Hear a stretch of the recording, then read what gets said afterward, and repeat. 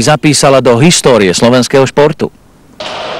Pred sobotnejším stretnutím domácich volejbalistov si v bratislavskej športovej hale VKP pripomenuli, že pred 30 rokmi vybojovali v belgickom Bruseli predchodcovia súčasného družstva hráči Červenej hviezdy Bratislava najcennejšiu trofej Pohár európskych majstrov.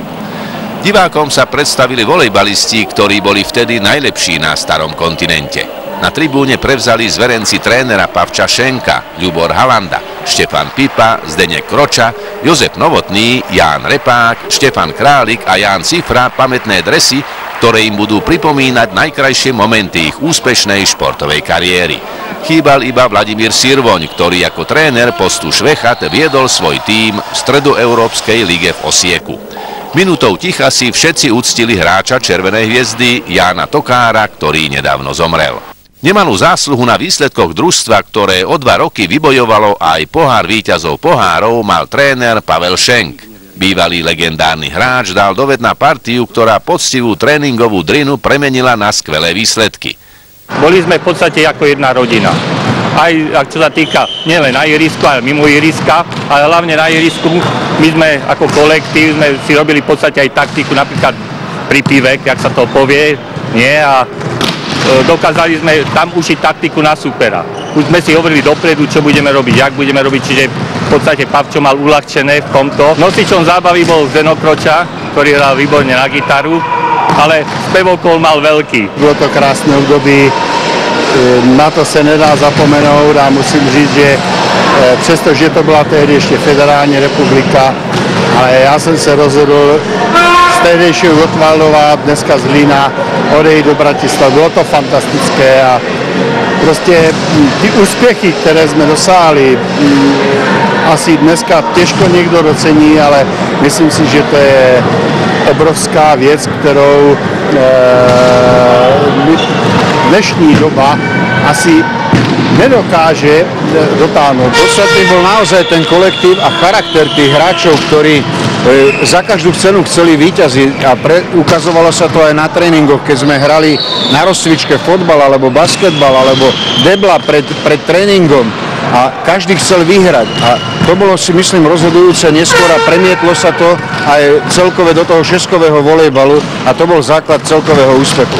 Asi ste boli aj dobre trénovaní, lebo v podstate vy ste všetky tieto náročné zápasy odohrali 8, 9 a vydržalo to takú dlhú dobu.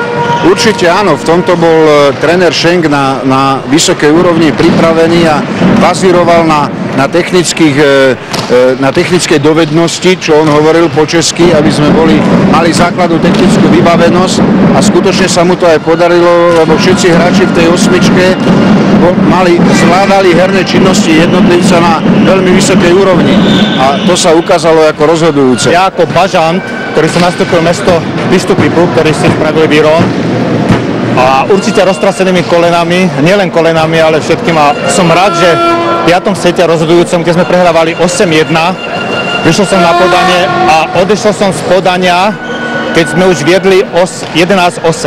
A si myslím, že ten zvrat taký malúčky, možná malúčky zásluhu mám aj ja na to.